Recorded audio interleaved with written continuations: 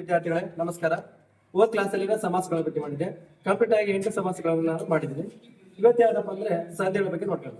ಸಮಾಸಕ್ಕೂ ಮತ್ತು ಸಂಧಿಗಳಿಗೆ ವ್ಯತ್ಯಾಸ ಏನಿದೆಪ್ಪ ಅಂತಂದ್ರೆ, ಸಮಾಸಗಳನ್ನು ಮಾಡ್ಬೇಕಂತಂದ್ರೆ ಪ್ರತಿಯೊಂದು ಸಮಾಸಗಳಲ್ಲಿ ವಿಭಕ್ತಿ ಪ್ರತ್ಯಯಗಳನ್ನು ಸೇರಿಸ್ತೇವೆ. ಆದ್ರೆ ಸಂಧಿ ಮಾಡ್ಬೇಕಾದ್ರೆ ಸಂಧಿಗಳನ್ನು ಬಿಡಿಸ್ಬೇಕಂದ್ರೆ ಯಾವುದೇ ರೀತಿಯ ವಿಭಕ್ತಿ ಪ್ರತ್ಯಯಗಳನ್ನು ಬರುವುದಿಲ್ಲ. ನಾವು ಸಮಾಸಗಳ ಸಂಧಿಗಳನ್ನು ಬಿಡಿಸ್ಬೇಕಂತಂದ್ರೆ ನಾವು ಮಾತಾಡುವ ಭಾಷೆಗಳೆಲ್ಲ ಆಗಿರ್ಬೋದು, ಎರಡು ಪದಗಳನ್ನು ಒಂದು ಪದವನ್ನು ಮಾಡುವುದೇ ಸಂಧಿ ಅಂತ ಕರಿತೀವಿ ನಾವು. ಎರಡು ಪದಗಳನ್ನು ನಾವು ಒಂದು ಮಾಡುವುದಕ್ಕೆ ನಾವು ಸಂಧಿ ಅಂತ ಕರಿತೀವಿ. ನಾವು ಯಾವ ರೀತಿಯಾಗಿ ಮಾಡ್ತೀವಿ ಅಂದ್ರೆ ಎರಡು ಪದಗಳನ್ನು ಎಕ್ಸಾಂಪಲ್ ಒಂದು ಉದಾಹರಣೆ ಹೇಳ್ತೀನಿ ನಿಮಗೆ. ಉದಾಹರಣೆ ಮುಖಾಂತರ ನಾವು ತಿಳ್ಕೊಳ್ಬೇಕು. ಉದಾಹರಣೆ ಬರೀತೀನಿ. ಮಾತಿಲ್ಲ, ಮೂರು ಪದ ನಾವು ಬಿಡಿಸ್ಬೇಕಾದ್ರೆ ಏನ್ ಬಿಡಿಸ್ಬೇಕು ಅಂದ್ರೆ ಇಲ್ಲಿ ಮಾತು ಅದಕ್ಕೆ ಇಲ್ಲ ನೋಡಿ. ಇಲ್ಲಿ ನಾವು ಬಿಡಿಸಿದಾಗ ನಾವು ಹೇಳುವಂತಂದ್ರೆ ಇದನ್ನ ನಾವು ಪೂರ್ವ ಪದ. ಸೇಮ್ ಸಮಾಸಗಳಲ್ಲಿ ಕೂಡ ಪೂರ್ವ ಪದ ಮತ್ತು ಉತ್ತರ ಪದ ಬರ್ತದೆ. ನಾನು ಮಾತಿಲ್ಲ ಅಂತ ಬರೆದಿದ್ದೀನಿ. ನಾವು ಸಂಧಿ ಬಿಡಿಸ್ಬೇಕಂತಂದ್ರೆ ಯಾವ ರೀತಿ ಬಿಡಿಸಿದ್ರೆ ಮಾತು ಅದಕ್ಕೆ ಇಲ್ಲ, ಮಾತಿಲ್ಲ. ನೋಡಿ ನಾನು ಬಿಡಿಸಿದಾಗ 4 ಅಕ್ಷರ, ಸೇರಿಸಿದಾಗ 3 ಅಕ್ಷರ, ಇದೇ ಸಂಧಿ. ನಾವು ಎರಡು ಪದಗಳನ್ನು ನಾವು ಸೇರಿಸಿ ಒಂದು ಮಾಡುವುದೇ ಸಂಧಿ. ಇಲ್ಲಿ ನಾವು ಬಿಡಿಸೋ ಸಂದರ್ಭದಲ್ಲಿ ಮಾತು ಅಂತಂದ್ರೆ ಹೂ ಬರ್ತಿದೆ. ಪೂರ್ವ ಪದದ ಕೊನೆ ಅಕ್ಷರವನ್ನು ನಾವು ಸಂಧಿಯಲ್ಲಿ ಬಿಡಿಸ್ಬೇಕಾಗ್ತದೆ. ಉತ್ತರ ಪದದ ಮೊದಲ ಅಕ್ಷರವನ್ನು ನಾವು ಇಲ್ಲಿ ಅಕ್ಷರ ಏನು ಬಂದಿರ್ತಪ್ಪ ಅಂದ್ರೆ ಅದನ್ನೇ ನಾವು ಬರೀಬೇಕಾಗುತ್ತೆ. ಇಲ್ಲಿ ಸ್ವರ ಬಂದ್ರೆ ಸ್ವರ ಬರೀಬಹುದು, ವ್ಯಂಜನ ಬಂದ್ರೆ ಕೂಡ ವ್ಯಂಜನ ಬರಬಹುದು. ಇಲ್ಲಿ ಸ್ವರ ಇದೆ ನೋಡಿ. ಈ ರೀತಿಯಾಗಿ ಎರಡು ಪದಗಳನ್ನು ನಾವೇನ್ ಮಾಡ್ತೇವಪ್ಪ ಅಂತಂದ್ರೆ ಇದನ್ನ ನಾವು ಕೂಡಿಸಿದಾಗ ಆ ಪದ ಬಂದಿರುವುದು 3 ಅಕ್ಷರ. ನೋಡಿ ಇಲ್ಲಿ 4 ಅಕ್ಷರ ಇದಾವ. ಪದವನ್ನು ನಾವು ಬಿಡಿಸಿ ಹೇಳ್ತಾ ಇದೀವಿ. ನಾವ್ ಯಾಕೆ ಬರಕಲ್ಲ, ಮಾತು ನಮಗ್ ಬರುತ್ತಾ? ನಮಗ್ ಬರಕ್ಕೆ ಅದಕ್ಕೆ ಇಲ್ಲ ನಮಗ್ ಬರುತ್ತಾ? ಈ ಪದಗಳು ಏನಂತಪ್ಪ ಅಂದ್ರೆ ಕೆಟ್ಟ ಹೋಗ್ತದ, ಪದಗಳ ಸೊಬಗನ್ನು ಕೆಟ್ಟ ಹೋಗ್ತದ.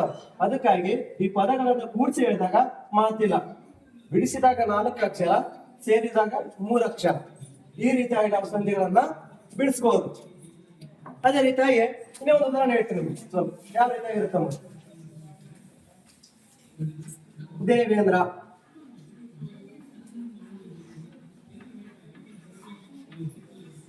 ನೋಡಿ ದೇವೇಂದ್ರ ಬಿಡಿಸ್ಬೇಕಂದ್ರೆ ಇಲ್ಲಿ ದೇವ ಇಂದ್ರ. ನೋಡಿ ಈಗ ನಾನು ಪ್ರತಿಯೊಂದು ಸಮಾಸಗಳಲ್ಲಿ ಸಂಧಿಗಳಲ್ಲಿ ಪೂರ್ವ ಪದ ಮತ್ತು ಉತ್ತರ ಪದ ಇರುತ್ತೆ. ಇದು ಪೂರ್ವ ಪದ, ಇದು ಉತ್ತರ ಪದ. ನೀವು ಗಮನದಲ್ಲಿ ಇಟ್ಕೊಳ್ಬೇಕಂದ್ರೆ ನಾವು ಸಂಧಿಯಲ್ಲಿ ಬಿಡಿಸ್ಬೇಕಂತಂದ್ರೆ ಪೂರ್ವ ಪದದ ಕೊನೆಯ ಅಕ್ಷರವನ್ನು ನಾವು ಬಿಡಿಸ್ಬೇಕು. ಆಮೇಲೆ ಉತ್ತರ ಪದದ ಮೊದಲ ಅಕ್ಷರವನ್ನು ನಾವು ತಗೋಬೇಕಾಗ್ತದೆ. ಸ್ವರ ಇದ್ರೆ ಸ್ವರಾಕ್ಷರ ತಗೋಬಹುದು, ವ್ಯಂಜನ ಇದ್ರೆ ವ್ಯಂಜನಾಕ್ಷರ ತಗೋಬಹುದು. ಆ ರೀತಿಯಾಗಿ ಸಂಧಿಗಳಲ್ಲಿ ಬಿಡಿಸ್ಬೇಕು. ಇದೇ ಪ್ರಕಾರವಾಗಿ ಎಲ್ಲಾ ಸಂಧಿಗಳಿಗೂ ಅನ್ವಯವಾಗ್ತದೆ. ನೋಡಿ ದೇವ ಅಂತಂದ್ರೆ ಇಲ್ಲಿ ಬಿಡಿಸಿದಾಗ ಕೊನೆಯ ಅಕ್ಷರ ಆ ಬರಕ್ಕೆ ಪೂರ್ವ ಪದದ ಕೊನೆಯ ಅಕ್ಷರವನ್ನು ನಾವು ಬಿಡಿಸ್ಬೇಕು. ಕೊನೆಯ ಅಕ್ಷರ ಅಂತಂದ್ರೆ ಇದು. ಪೂರ್ವದ ನಂತರ ಅಕ್ಷರ ಯಾವ್ದಪ್ಪ ಅಂದ್ರೆ ಉತ್ತರ ಪದ.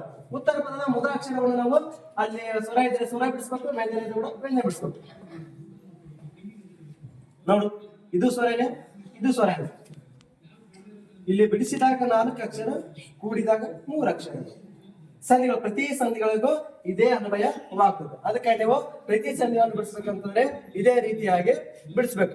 ಅದಕ್ಕಾಗಿ ಈ ರೀತಿಯಾಗಿ ಬಿಡಿಸಿದ್ರೆ ನಮಗೆ ಈಜಿ ಆಗ್ತದೆ. ಹಾಗಾದ್ರೆ ನಾವಿಲ್ಲಿ ಒಂದು ಉದಾಹರಣೆ ತಗೊಂಡಿದ್ದೀವಿ. ಒಟ್ಟು ಸಂಧಿಗಳು ಏನಾಗೋದು ನಾವೀಗ ತಿಳ್ಕೊಳ್ಳೋಣ, ನಿಮಗೆ ಅದು ಬೇಗನೆ ಅರ್ಥ ಆಗುತ್ತೆ. ಇಲ್ಲಿ ನೋಡಿ ಈಗ ಸಂಧಿಗಳು ಅಂತಂದ್ರೆ ಇಲ್ಲಿ 2 ಅಕ್ಷರಗಳು ಕಾಲ ವಿಳಂಬದಂತೆ ಸೇರುವುದಕ್ಕೆ ಸಂಧಿ ಎನ್ನುವರು. ನೋಡಿ ಇಲ್ಲಿ 2 ಅಕ್ಷರಗಳು ಅಂತಂದ್ರೆ ಯಾವ ನಿಮಗೆ ಗೊತ್ತಿಲ್ಲ, ಇವಾಗ ಹೇಳ್ತೇನೆ ನಾನು. ಒಂದು ಕೆಳಗಡೆ ಒಂದು ಉದಾಹರಣೆ ಬರೆದಿದ್ದೀನಿ. ಕೆಳಗಿಡ ಅಂತ ಬಿಡಿಸ್ಬೇಕಂತ ನಾವಿಲ್ಲಿ ಕೆಳಗಿದೆ ಅದಕ್ಕೆ ಇಡು ಏನಾಗುತ್ತಪ್ಪ ಅಂದ್ರೆ ಕೆಳಗಿಡು.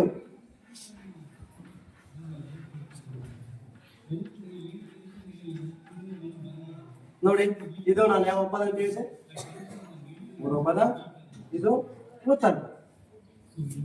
ಇಲ್ಲಿ 2 ಅಕ್ಷರಗಳು ಕಾಲ ವಿಳಂಬದ ಅಂದ್ರೆ ನಾನು ನಿಮ್ಗೆ ಹೇಳಿದ್ದೀಗ ಪೂರ್ವ ಪದದ ಕೊನೆಯ ಅಕ್ಷರವನ್ನು ನಾವು ಬರಿಬೇಕು. ಕೊನೆಯ ಅಕ್ಷರ ಯಾವ್ದಂತಂದ್ರೆ ಇಲ್ಲಿ ಗೆ. ನೋಡು ಒಂದು ಅಕ್ಷರ ಸಿಕ್ತಿ ನಮಗೆ. ಈಗ ಪೂರ್ವ ಪದದ ಕೊನೆ ಅಕ್ಷರ 2 ಅಕ್ಷರಗಳಿದ್ರೆ 1 ಅಕ್ಷರ ಸಿಕ್ತಿ ನಮಗೆ. ಪೂರ್ವ ಪದದ ಕೊನೆಯ ಅಕ್ಷರವನ್ನು ನಾವು ತಗೋಬೇಕು. ಈ ಕೊನೆಯ ಅಕ್ಷರವನ್ನು ನಾವು ಬಿಡಿಸ್ಬೇಕಂತಂದ್ರೆ ಗುಣಿತ ಅಕ್ಷರದಲ್ಲಿ ಬಿಡಿಸ್ಬೇಕು. ನಮಗೆ ಕೊನೆಯನ್ನು ಬಿಡಿಸ್ಬೇಕಂದ್ರೆ ಯಾವ ರೀತಿಯಾಗಿ ಬಿಡಿಸ್ಬೇಕು ಅಂತಂದ್ರೆ ಇಲ್ಲಿ ನೋಡಿ ಏನ್ ಬಂದಿದೆ, ಈ ಅಕ್ಷರವನ್ನು ನಾವು ತಗೋಬೇಕಾಗ್ತದ. ಮೊದಲ ಅಕ್ಷರ ಸಿಕ್ಬಿಟ್ಟು ನಮಗೆ ಇನ್ನೊಂದು ಅಕ್ಷರ ಆದಪ್ಪ ಅಂದ್ರೆ ಇಲ್ಲಿ ಉತ್ತರ ಪದದ ಮೊದಲ ಅಕ್ಷರವನ್ನು ನಾವು ತಗೋಬೇಕಂತ ಹೇಳಿದ್ರಲ್ಲ. ಮೊದಲ ಅಕ್ಷರ ಕೆಳಗೆ ಒಂದು ಅಕ್ಷರ ಸಿಕ್ತಿ ನಮಗೆ. ನಾನು ಉತ್ತರ ಪದದ ಮೊದಲ ಅಕ್ಷರವನ್ನು ನಾವು ತಗೋಬೇಕಂತ ಹೇಳಿದ್ರೆ ಅದಕ್ಕೆ ಈ ತಗೊಂಡಿ ಇಲ್ಲಿ ಸ್ವರ ಇದ್ದೇನೆ, ಇಲ್ಲಿ ಸ್ವರ ಇದೆ.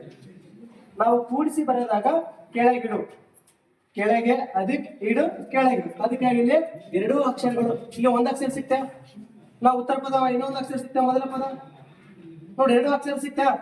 ಎರಡೂ ಅಕ್ಷರವನ್ನು ಒಂದು ಅಕ್ಷರನಾಗಿ ಮಾಡುವುದೇ ಸಂಧಿ. ಎರಡೂ ಅಕ್ಷರಗಳನ್ನು ಒಂದು ಅಕ್ಷರನಾಗಿ ಮಾಡುವುದೇ ಸಂಧಿ. ಅದಕ್ಕಾಗಿ ನೋಡಿ ಎರಡೂ ಅಕ್ಷರಗಳು ಕಾಲ ವಿಳಂಬವಿಲ್ಲದಂತೆ ಸೇರುವುದಕ್ಕೆ ಸಂಧಿ. ನಮ್ಗೆ ಗೊತ್ತಾಗಿಲ್ಲ ಆ ರೀತಿಯಾಗಿ ಸಂಧಿಗಳು ಏನ್ ಮಾಡ್ತಪ್ಪ ಅಂದ್ರೆ ನಮಗೆ ಸೇರ್ತಾವ ಅಂತ ಹೇಳಿ ನಾವು ಹೇಳ್ಬೋದು.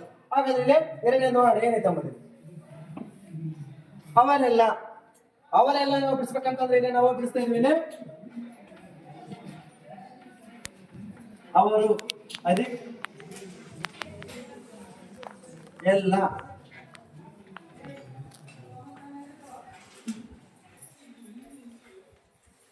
ಅವರೆಲ್ಲ ನೋಡಿ ನಾನು ಯಾವ ಪದ ಅಂತ ಹೇಳಿದ್ದೀನಿ, ಪೂರ್ವ ಪದ ಉತ್ತರ. ನಾನು ಹೇಳಿದ್ದೆ ಪೂರ್ವ ಪದದ ಕೊನೆಯ ಅಕ್ಷರವನ್ನು ನಾನು ತಗೋಬೇಕಂತೇಳಿ. ಕೊನೆಯ ಅಕ್ಷರ ಯಾವ್ದಪ್ಪ ಅಂದ್ರೆ ರು. ರು ಬಿಡಿಸಿದಾಗ ಲಾಸ್ಟ್ ಶಬ್ದ ರು ಅಂತಂದ್ರೆ ಹೂ ಬರಕಂತ. ಅದಕ್ಕ ಉತ್ತರ ಪದದ ಮೊದಲ ಅಕ್ಷರವನ್ನು ನಾನು ತಗೋಬೇಕಂತ ಹೇಳಿದ್ದೆ. ಏನಿದೆ ಇಲ್ಲಿ ಏ ಇದು ಸ್ವರ ಬಂದಿದೆ, ಇದೀ ಸ್ವರ ಬಂದಿದೆ.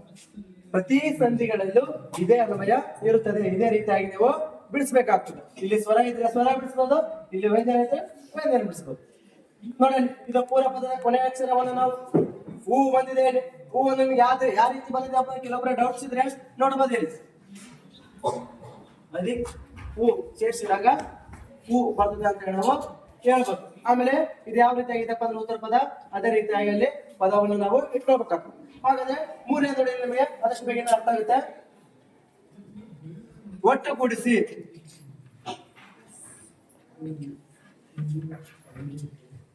ಒಟ್ಟು ಅಧಿಕ್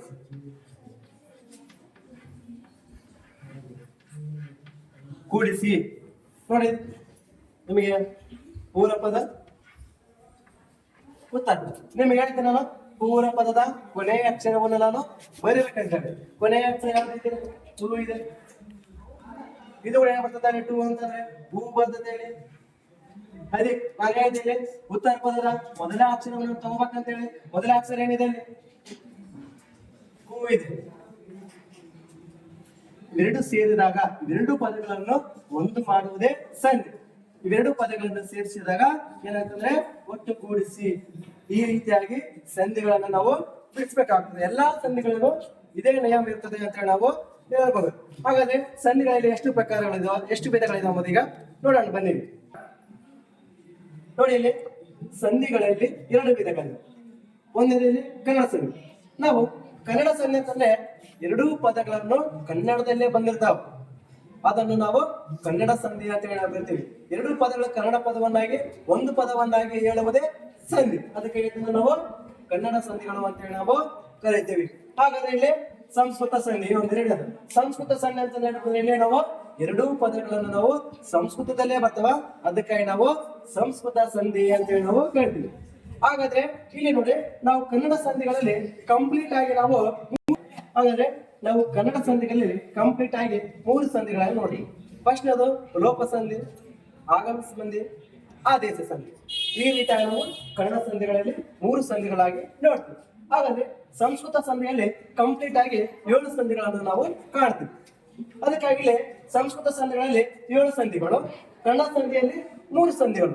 ಕಂಪ್ಲೀಟ್ ಆಗಿ ಎಷ್ಟು ಆಯ್ತಪ್ಪ ಸಂಧಿಗಳಂತಂದ್ರೆ 10 ಸಂಧಿಗಳಿದಾವೆ. 10 ಸಂಧಿಗಳನ್ನು ಕಲಿತ್ಬಿಟ್ರೆ ನಾವು ಇದು ಎಲ್ಲಾದ್ರೂ ಕಾಂಪಿಟೇಟಿವ್ ಎಕ್ಸಾಮ್ ಅಲ್ಲಿ ಬರೀಬಹುದು, ಅಥವಾ ಹೈಸ್ಕೂಲ್ ಮಕ್ಕಳಿಗೆ ಕೂಡ ಹೆಲ್ಪ್ ಆಗುತ್ತದೆ. ಅದಕ್ಕೆ ಡೈಲಿ ಒಂದೊಂದು ಕ್ಲಾಸ್ ಮಾಡ್ತಾ ಇರ್ತೀವಿ, ನಾವೆಲ್ಲರೂ ಕೇಳ್ಬೇಕಾಗ್ತದೆ. ಆದ್ರೆ ಇನ್ನೊಂದು ರೀತಿಯಲ್ಲಿ ನಾವು ಸಂಧಿಗಳಲ್ಲಿ ಕೂಡ ಏನ್ ಮಾಡ್ತಪ್ಪ ಅಂದ್ರೆ 2 ಪ್ರಕಾರವಾಗಿ ಕಾಣ್ತೀವಿ ನಾವು. ನೋಡಿ ಇಲ್ಲಿ ಸ್ವರ ಸಂಧಿಗಳು ಅಂತ ಕರಿತೇವೆ ಒಂದು, ಇನ್ನೂ ಒಂದು ವ್ಯಂಜನ ಸಂಧಿಗಳನ್ನ ನಾವು ಕೂಡ ಕರಿತೀವಿ. ಆದ್ರೆ ಹಾಗಾದ್ರೆ ನಾವು ಫಸ್ಟ್ ಸ್ವರ ಸಂಧಿ ಅಂತಂದ್ರೆ ಗೊತ್ತಿರ್ಬೇಕು, ಎರಡನೇದು ವ್ಯಂಜನ ಸಂಧಿ ಅಂತಂದ್ರೆ ಗೊತ್ತಿರ್ಬೇಕು. ಸ್ವರ ಸಂಧಿ ಅಂತಂದ್ರೆ ಎಕ್ಸಾಂಪಲ್ ಮಾತಿಲ್ಲ ಅಂತ ನಾವು ಬರೆದಿವಿ. ಮಾತಿಲ್ಲ ಅಂತ ಹೇಳಿ ನಾವು ಬಿಡಿಸಿದಾಗ ಯಾವ ರೀತಿಯಾಗಿ ಬಿಡಿಸ್ಬೇಕು ಅಂತಂದ್ರೆ ನಿಮಗೆ ಹೇಳಿದ್ದೆ. ಮಾತು ಅಧಿಕ ಇಲ್ಲ, ಎರಡು ಸೇರಿಸಿದಾಗ ಮಾತಿಲ್ಲ. ನಾನು ಯಾವ ಪದ ಅಂತ ಹೇಳಿದ್ದೆ? ಪೂರ್ವ ಪದ, ಉತ್ತರ ಪದ. ಇಲ್ಲಿ ನೋಡಿ ಸ್ವರ ಸಂಧಿ ಅಂತಂದ್ರೆ ಏನಂದ್ರೆ ನಮಗೆ ಉದಾಹರಣೆ ಮುಖಾಂತರ ನಾನು ತಿಳಿಸಬೇಕಂತೀನಿ. ನಾವು ಕೊನೆ ಪದ ಪೂರ್ವ ಪದದ ಕೊನೆ ಅಕ್ಷರವನ್ನು ನಾನು ಬಿಡಿಸ್ಬೇಕಂತ ಹೇಳಿದ್ವಿ. ಪೂರ್ವ ಪದದ ಕೊನೆ ಅಕ್ಷರ ಅಂತ ಲಾಸ್ಟ್ ಬರೆದಾಗ ಮಾತು ಏನ್ ಬಂದಾಗ ಹೂ ಬರಕಂತ ಇಲ್ಲಿ ಹೂ ಬಂದತಿ ಇಲ್ಲಿ. ಆಮೇಲೆ ನಾನು ಉತ್ತರ ಪದದ ಮೊದಲ ಅಕ್ಷರವನ್ನು ನಾವು ಯಾವ ರೀತಿ ಇರ್ತಾ ಅದನ್ನ ಇಟ್ಕೊಳ್ಬೇಕು. ನೋಡಿ ಇಲ್ಲಿ ಸ್ವರ ಬಂದಿದೆ, ಇಲ್ಲಿ ಸ್ವರ ಬಂದಿದೆ, ಅದಕ್ಕಾಗಿ ಇದನ್ನ ನಾವು ಸ್ವರ ಸಂಧಿ ಅಂತ ಹೇಳ್ತೀವಿ. ನಾವು ನಿಮ್ಗೆ ಗೊತ್ತಾಗಬೇಕು ಸ್ವರ ಸಂಧಿ ಅಂತಂದ್ರೆ ಎಲ್ಲಿಂದ ಎಲ್ಲಿವರೆಗೂ. ನಾವು ಆ ಇಂದ ಅವುವರೆಗೆ ಇವುಗಳನ್ನ ಸ್ವರ ಸಂಧಿಗಳು. ಇಲ್ಲಿಂದ ಆ ಇಂದ ಅವುವರೆಗೆ ಏನಾದ್ರೂ ಅಕ್ಷರಗಳ ಸ್ವರಗಳು ಬಂದರೆ ಅದನ್ನ ನಾವು ಸ್ವರ ಸಂಧಿಗಳು ಅಂತ ಹೇಳಿ ನಾವು ಕರಿತೀವಿ. ಅದಕ್ಕಾಗಿ ಇಲ್ಲಿ ನೋಡು ಹೂ ಸ್ವರ ಬಂದಿದೆ, ಈ ಕೂಡ ಸ್ವರ ಬಂದಿದೆ, ಅದಕ್ಕಾಗಿ ಇದನ್ನ ನಾವೇನ್ ಕರಿತೇವೆ ಅಂದ್ರೆ ಸ್ವರ ಸಂಧಿಗಳು ಅಂತ ಹೇಳಿ ನಾವು ಕರಿತೀವಿ. ಹಾಗಾದ್ರೆ ಇಲ್ಲಿ ಒಂದು ವ್ಯಂಜನ ಸಂಧಿಗಳು. ವ್ಯಂಜನ ಸಂಧಿಗಳು ಅಂತಂದ್ರೆ ಯಾವ ಅಕ್ಷರ ಬರ್ಬೇಕು? ನಮ್ಮದೀಗ ಒಂದು ಉದಾಹರಣೆ ನೋಡಿದೆ ನಾನು, ಮಳೆಗಾಲ. ಮಳೆಗಾಲ ಅಂತ ಹೇಳಿ ಬಿಡಿಸ್ಬೇಕಂತಂದ್ರೆ ಇಲ್ಲಿ ಮಳೆ ಅಧಿಕ ಕಾಲ, ಕಾಲ. ನೋಡಿ ಈಗ ನಾನು ನಿಮಗೆ ಇದನ್ನ ಪೂರ್ವ ಪದ ಅಂತ ಹೇಳಿದ್ದೆ, ಉತ್ತರ ಪದ. ನಾನು ಹೇಳ್ತೇನೆ ನಾನು ಪೂರ್ವ ಪದದ ಕೊನೆಯ ಅಕ್ಷರವನ್ನು ನಾನು ತಗೋಬೇಕಂತ ಹೇಳಿದ್ದೀನಿ. ಮಳೆ ಅಂತಂದ್ರೆ ಏನ್ ಮಾಡ್ಬೇಕಪ್ಪ ಅಂದ್ರೆ ಏ ಬರಕತ್ತಿದ್ದೇನೆ. ಆಮೇಲೆ ಅಧಿಕ ನಾನು ಏನ್ ತಿಳ್ಕೊಂಡೆ, ಉತ್ತರ ಪದದ ಮೊದಲ ಅಕ್ಷರವನ್ನು ನಾನು ಬರಿಬೇಕು ಹೇಳಿದೆ. ಎಲ್ಲಾ ಸಂಧಿಗಳಿಗೂ ಇದೇ ಅನ್ವಯ ಇರುತ್ತದೆ. ನೋಡಿ ಮಳೆ ಅಂತಂದ್ರೆ ಏ ಬಂದಿದೆ, ಇಲ್ಲಿ ಸ್ವರ ಬಂದಿದೆ, ಇಲ್ಲಿ ವ್ಯಂಜನ ಬಂದಿದೆ ಕಾಲ್ ಬಂದು, ಅದಕ್ಕಾಗಿ ಇದನ್ನ ವ್ಯಂಜನ ಸಂಧಿ ಅಂತ ಕೂಡ ನಾವು ಕರಿತೇವೆ. ಇಲ್ಲಪ್ಪ ಅಂತಂದ್ರೆ ಪೂರ್ವ ಪದವು ಸ್ವರ ಬರ್ಬೋದು, ಇದು ಏನಪ್ಪ ಅಂದ್ರೆ ಇದು ವ್ಯಂಜನ ಬರ್ಬೇಕು. ಇಲ್ಲಪ್ಪ ಅಂತಂದ್ರೆ ಇದು ವ್ಯಂಜನ ಬರ್ಬೋದು ಪೂರ್ವ ಪದ, ಉತ್ತರ ಪದ ಕೂಡ ವ್ಯಂಜನ ಬರ್ಬೋದು, ಅದು ವ್ಯಂಜನ ಸಂಧಿ ಅಂತ ಕರಿತೀವಿ. ಆದ್ರೆ ಇಲ್ಲಿ ಸ್ವರ ಬಂದ್ರೆ ಅದನ್ನ ಯಾವ ಸಂಧಿ ಅಂದ್ರೆ ಸ್ವರ ಸಂಧಿ ಅಂತ ಹೇಳಿ ನಾವು ಕರಿತೀವಿ. ಅದಕ್ಕೆ ಇದಕ್ಕೆ ಡಿಫ್ರೆಂಟ್ ಏನಪ್ಪ ಅಂತಂದ್ರೆ ಇಲ್ಲಿ ಎರಡು ಏನಪ್ಪ ಅಂದ್ರೆ ಸ್ವರನ ಬರ್ತಾವ, ಅದಕ್ಕಾಗಿ ಸ್ವರ ಸಂಧಿ. ನಾವು ವ್ಯಂಜನ ಸಂಧಿಗಳಲ್ಲಿ ಇಲ್ಲಿ ನಾವು ಪೂರ್ವ ಪದದ ಕೊನೆಯ ಅಕ್ಷರವನ್ನು ಇಲ್ಲಿ ಸ್ವರ ಬಂದಿದೆ, ಇಲ್ಲಿ ಉತ್ತರ ಪದದ ಮೊದಲ ಅಕ್ಷರವನ್ನು ಕಾ ಬಂದಿದೆ, ಅಂದ್ರೆ ವ್ಯಂಜನ ಬಂದಿದೆ ಇಲ್ಲಿ, ಅದಕ್ಕಾಗಿ ಇದನ್ನ ವ್ಯಂಜನ ಸಂಧಿ. ನಿಮ್ಗೆ ಗೊತ್ತಾಗಬೇಕು ವ್ಯಂಜನ ಅಂತಂದ್ರೆ ವ್ಯಂಜನ ಅಕ್ಷರಗಳು ಎಷ್ಟಪ್ಪ ಅಂತಂದ್ರೆ ನಮಗೆ ಕಾ ಇಂದ ಲಾವರೆಗೆ, ಕಾಯಿಂದ ಲಾವರೆಗೆ ಏನಾದ್ರೂ ಅಕ್ಷರಗಳನ್ನು ಪೂರ್ವ ಪದ ಅಥವಾ ಉತ್ತರ ಪದದಲ್ಲಿ ಬಂದ್ರೆ ಅದನ್ನು ನಾವು ವ್ಯಂಜನ ಸಂಧಿ ಅಂತ ನಾವು ಕರಿತೀವಿ. ಇದಿಷ್ಟೇನಪ್ಪ ಅಂತಂದ್ರೆ ನಾವು ಇವತ್ತಿನ ಕ್ಲಾಸ್ ನಲ್ಲಿ ನೋಡಿದ್ವಿ. ಮತ್ತೆ ನೆಕ್ಸ್ಟ್ ಕ್ಲಾಸ್ ಅಲ್ಲಿ ಕನ್ನಡ ಸಂಧಿಗಳಲ್ಲಿ 3 ಸಂಧಿಗಳಲ್ಲಿ ಬರ್ತವೆ. ಒಂದು ಲೋಪ ಸಂಧಿ, ಎರಡನೇದು ಆಗಮ ಸಂಧಿ, ಮೂರನೇದು ಆದೇಶ ಸಂಧಿ. ಅದು ನೆಕ್ಸ್ಟ್ ಕ್ಲಾಸ್ ಅಲ್ಲಿ ಮೊದಲನೇದಾದಂತ ಲೋಪ ಸಂಧಿ ಬಗ್ಗೆ ನಾವು ಮಾಡೋಣ.